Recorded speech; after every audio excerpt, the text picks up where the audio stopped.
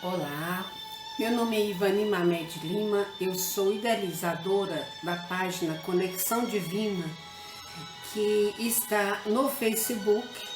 Eu tenho um site com o mesmo nome e agora estou abrindo esse canal no YouTube para passar essa mensagem da qual eu recebi um chamado. Meu coração queima em fazer isso depois que eu me aposentei. Eu sou uma dentista que virei evangelista. Eu tenho uma paixão pela Bíblia e tenho estudado muito a Bíblia desde que eu me converti em 2007 e comecei a estudar a Bíblia para minha curiosidade própria, para tirar as minhas próprias dúvidas. E como eu já fui e era desde então uma buscadora espiritual, o conhecimento bíblico me proporcionou um fechamento daquelas questões que estavam dentro de mim. Então eu tenho aprendido muito e continuo estudando, mas eu tenho assim agora, com esse tempo da pandemia, com esse tempo de um avanço tão profundo assim das questões, das facilidades da internet, eu me senti à vontade e me senti livre para gravar e passar esse conteúdo que eu aprendi. O que eu tenho percebido? Que o conhecimento bíblico, ele é como que um bem que aqueles que encontram muitas vezes guardam ele. E também eu percebo que o conhecimento bíblico em nível escrito, ele é o mesmo desde sempre, desde que a Bíblia existe, ela é a mesma.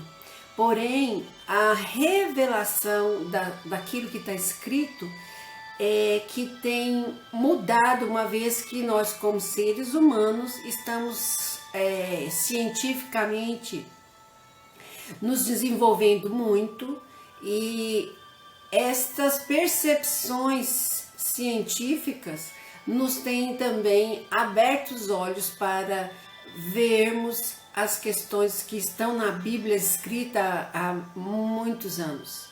Então, aquelas palavras escritas há 2, há 4 mil anos, quando a gente cresce e amplia o nosso nível de consciência, elas fazem outro sentido. Então é nessa percepção que eu tenho, por conta de todos os meus estudos, eu tenho tido uma percepção que não é tão comum assim, e eu gostaria de passar para as pessoas que têm dificuldade com a Bíblia. Por quê? Porque não é um estudo fácil, mas também é simples. Porém, as pessoas não são bem instruídas, e a própria Bíblia fala que sem conhecimento o povo perece. Então, o conhecimento bíblico vem sendo dado ao povo pelos religiosos, em todas as religiões, e há 2 mil anos que depois de Jesus, por exemplo, o próprio Jesus está sendo muito mal interpretado. E essas lições tão profundas não estão sendo devidamente compreendidas. Então eu quero facilitar isso para as pessoas, para que cada vez mais pessoas conheçam a proposição que a Bíblia traz. É muito simples. A Bíblia é um livro de 66 livros, na verdade, ela é uma biblioteca. Ela tem 66 livros, foi escrita em várias épocas por várias pessoas, e sofreu assim durante todo o desenvolvimento da civilização, traduções, e essas traduções são feitas com muito rigor, mas são traduções e muitas vezes uma língua explica uma determinada palavra de uma forma e a outra língua não tem tanto recurso. Então é muito importante a gente perceber isso e estudar a Bíblia nessas condições.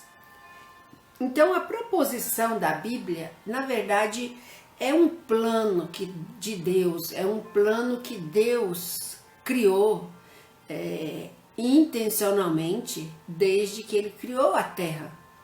Ele criou a Terra com um propósito e na Terra Ele fez todas as coisas. Então quando nós vemos lá em Gênesis, no capítulo 1, no verso 1, nós vemos que a criação dos céus e da terra e de tudo o que nela há.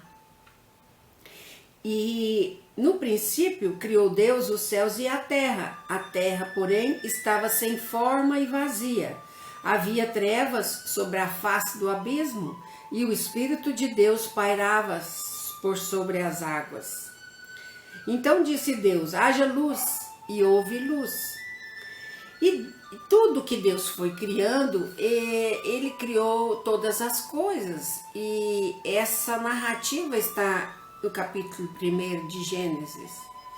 Quando Ele criou o homem, Ele, no capítulo 2, Ele criou o homem. No capítulo 1, 26, Deus já fala assim, está escrito: façamos o homem à nossa imagem, conforme a nossa semelhança. Tenha ele domínio sobre os peixes do mar, sobre as aves dos céus, sobre os animais domésticos, sobre toda a terra e sobre todos os répteis que rastejam pela terra. Então, Deus fez o homem à sua imagem e semelhança e deu domínio a ele sobre todas as coisas. E Deus os abençoou, né? E disse: sede fecundos, multiplicai-vos, enchei a terra e sujeitai-a. Porém, eles estavam dentro do jardim do Éden e todas as coisas lhes eram permitidas, menos que o homem pudesse comer de uma fruta, de uma árvore que tinha no paraíso, ou jardim do Éden, ou jardim das delícias. Nesse jardim do Éden tinha duas árvores, a árvore do conhecimento do bem e do mal e a árvore da vida. Então Deus deu ao homem a ordem de que ele podia comer de tudo e do fruto da árvore da vida, porém do fruto da árvore do conhecimento do bem e do mal, ele não poderia comer porque ele morreria. Então, a serpente, um animal que estava no paraíso, muito sagaz e astuta, e mais sagaz e astuta de todos os animais selváticos, capítulo 3 da Bíblia, que o Senhor tinha feito, disse à mulher: é assim que Deus disse: não comereis de toda a árvore do jardim? Respondeu-lhe a mulher: do fruto das árvores do jardim podemos comer, mas do fruto da árvore que está no meio do jardim, disse Deus: dele não comereis, nem tocareis nele, para que não morrais. Então a serpente disse à mulher: é certo que não morrereis. E a Eva comeu. E a Eva deu para Adão comer. E ambos comeram. E ambos, com esse ato, o símbolo dessa árvore do conhecimento do bem e do mal é o conhecimento de si mesmo, é o conhecimento é a consciência de si mesmo. É o que a gente chama em psicologia, o que é chamado em psicologia, porque eu não sou psicóloga, é chamado de ego, é aquela consciência de nós mesmos. E essa consciência de nós mesmos é o conhecimento do bem e do mal, para que nós possamos escolher. E esse conhecimento e essa escolha fez com que o homem, a consciência do homem se dividisse e saísse da unidade da consciência com Deus. Até então, Adão e Eva eram um com Deus. E aí eles tiraram com isso a unidade que eles tinham em nível de consciência com Deus. E o nível de consciência deles caiu tanto que foi como se fosse uma morte espiritual, uma morte de consciência. E eles se tornaram pessoas conscientes de si mesmas, mas separadas de Deus. De tal sorte que Deus chamou isso de queda e chamou isso e separou eles do paraíso, expulsou eles do paraíso. E com isso o homem e a mulher tiveram que trabalhar por conta própria, ter dores do parto, ter que trabalhar para comer, sendo que eles tinham tudo lá no paraíso. Mas com isso houve assim um grande tempo de história nisso aí, de tal maneira que o homem passou a ter uma separação e um distanciamento da consciência divina. E essa consciência própria é uma consciência dual, uma consciência dividida. E é por isso que em todas as coisas nós temos o bem e o mal, nós temos o certo e o errado, nós temos o bom e o ruim, nós temos sempre uma divisão, de tal maneira que até a própria anatomia do homem mostra isso quando nós vemos a sede dos nossos pensamentos, o órgão que cedia todas as nossas atividades mentais, que é o nosso cérebro. Ele é um órgão dividido no meio. Nosso cérebro tem um hemisfério direito e um hemisfério esquerdo, e tem funções diferentes. Então isso fez com que a nossa mente, na verdade a mente é aquele trabalho que o cérebro faz, essa nossa mente seja dual também. Então para nós, nesse nível de consciência comum, é muito difícil nós estarmos em unidade com Deus. E é por isso que nós precisamos estar acima desse nível de mente humana, mente comum, mente ordinária, para nós termos acesso a níveis mais de consciência mais elevados. E é por isso que nós temos, por exemplo, a oração, a meditação, que são práticas que nos levam e nos dão abertura para esses níveis de consciência mais elevados. Então, nós temos o nosso nível de consciência dual, dividido, separado, mas lá em cima, Deus, Jesus estão em unidade. Então, se nós formos capazes de estarmos em consciência nesse lugar, nós vamos estar novamente em unidade. E é isso que está vindo para nós. O que Deus espera é que nós entendamos isso e nos entreguemos a essa realidade. E para isso ele fez uma coisa maravilhosa, que foi mandar ou dar o seu Filho unigênito, que é Jesus Cristo, que estava com ele nesse nível de consciência suprema, nesse nível de consciência crística, e o Cristo, que era um filho unigênito, gerado nesse nível de consciência, desceu para a terra num nível de consciência de humanidade, nessa nossa mente humana. Então Deus mandou seu filho descer, sair da sua glória, descer até nós. E isso aconteceu há 2000 anos atrás. E isso lá, numa cidadezinha lá em Belém, né, da Galileia, Jesus nasce. Nós temos isso relatado nos evangelhos. Os evangelhos são 4 evangelhos e os 4 falam dessa história, contam essa história. Então eu vou colocar aqui, vou ler aqui a história, o relato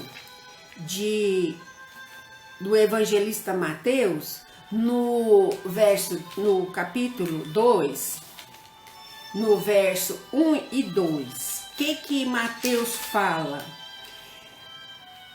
Tendo Jesus nascido em Belém da Judéia, em dias do rei Herodes, eis que vieram uns magos do Oriente a Jerusalém e perguntavam: onde está o recém-nascido rei dos judeus? Porque vimos a sua estrela no Oriente e viemos para adorá-lo. Então Jesus nasce há 2000 anos atrás com essa missão. Jesus desce desse nível de consciência para vir aqui nos ensinar que se nós voltarmos para o Pai, nesse nível de consciência, nós vamos voltar a ter unidade com Ele. E Ele vem como a pessoa que traz essa notícia, essa boa notícia. Então a boa notícia é chamada de evangelho, e a boa notícia é que Jesus, através dele, nós podemos voltar a ter uma unidade com o Pai novamente. Então Jesus vem e vive a sua vida como homem também, mas ele era um ser divino, um ser em unidade com Deus. Ele e o Pai eram um, como ele mesmo disse. Então, ele era um em unidade com Deus, como nós somos capazes de fazer isso quando formos voltar a essa unidade com Ele. Então, Jesus vem para nos facilitar esta volta. Jesus vem para nos trazer a capacidade e a possibilidade de, através de Jesus, crendo em Jesus e tendo Jesus como nosso mestre, como nosso Senhor e Salvador, Ele veio para nos dar esta boa notícia. E por que Jesus é nosso Salvador? Porque à medida que nós caímos do paraíso para esse mundo aqui, esse mundo dual, separado de Deus, nesse mundo aqui nós demos o comando que era nosso, nós demos para o inimigo de Deus, que é chamado Satanás, ou o diabo, ou um ser da maldade. Então ele era um anjo, mas ele caiu, então ele instigou, ele estimulou a nossa própria queda, e até hoje ele quer o nosso mal. Então ele é nosso inimigo também. E ele que fez e atrapalha os planos. E Jesus teve de descer da sua glória para que, vindo aqui como homem, ele através de sua vida, ele fez como um sacrifício. E através da sua morte e o seu sacrifício pessoal, ele nos dá a chance de vencer todos os pecados que foram colocados no nosso coração com a queda. Então toda essa nossa separação de Deus através da queda é anulada em Cristo Jesus.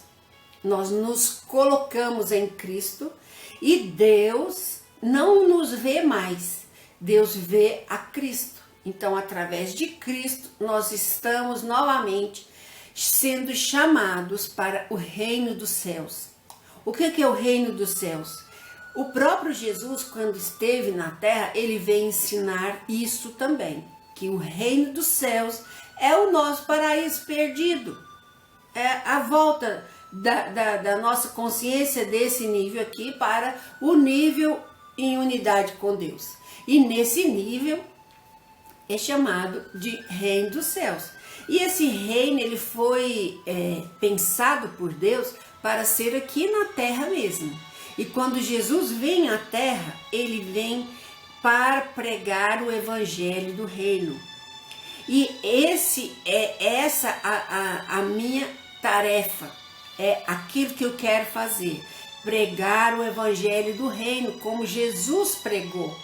E isso não foi pregado até hoje, ele existe, está escrito na Bíblia. Quando Jesus vem, ele é precedido por João Batista.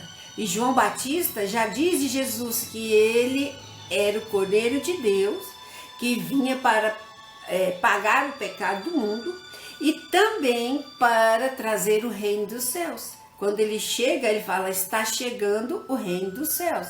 Então Jesus é graça e também ele é o reino dos céus, porque ele vai ser o rei no reino dos céus. E esse reino vai ser aqui na terra mesmo, quando daqui sair toda essa maldade, todas as coisas que nos separam de Deus e todas as coisas que foram desvirtuadas, foram desviadas desse propósito maior que Deus tem para as nossas vidas. Então é essa a minha tarefa e a minha missão, é o meu chamado, é a mensagem que eu quero deixar para todas as pessoas e que a Bíblia fala de uma forma tão simples, mas que é tão difícil das pessoas entenderem sozinhas e também tem sido muito negligenciada pelos pregadores, pelas igrejas. Por quê? Porque as igrejas não pregam o evangelho do reino, porque é uma coisa difícil e é uma coisa assim que vai nos trazer a verdade nua e crua. Só que quando a gente conhece a verdade, a gente se liberta. Então Jesus é essa verdade. Jesus, através de Jesus, nós nos libertamos dessa marca da queda e nós nos tornamos cidadãos do reino, aqui e agora. O reino não está instalado, porque aqui junto conosco vivem ainda os degradados, os maldosos, os que estão separados de Deus. Mas no momento oportuno, Jesus vai separar e vai tirar, como diz na parábola do joio e do trigo. O joio são essas ervas daninhas que estão junto com o trigo, que é a erva verdadeira, que é a planta boa. E quando Jesus vier na segunda vinda, ele vai separar o joio do trigo. O trigo são esses cidadãos do reino. E os outros que não estão juntos com Jesus e que não aceitam Jesus e que, ao contrário, trabalham contra Jesus e, portanto, contra Deus, sairão daqui e aqui vai ficar e ser instalado o reino dos céus, com Jesus como nosso rei. Amém?